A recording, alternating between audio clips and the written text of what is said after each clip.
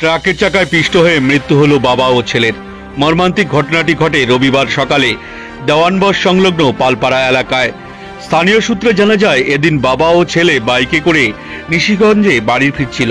সে সময় দেওয়ানবশগামী একটি পণ্যবাহী ট্রাকের চাকায় পিষ্ট হয়ে বাবা ও ছেলের ঘটনাস্থলেই মৃত্যু হয়। খবর পেয়ে পুলিশ ঘটনাস্থলে পৌঁছে মৃতদেহ উদ্ধার করে ময়নাতদন্তের জন্য নিয়ে যায় ও ঘাতক ট্রাকটিকে আটক করে ঘটনার তদন্ত শুরু করেছে।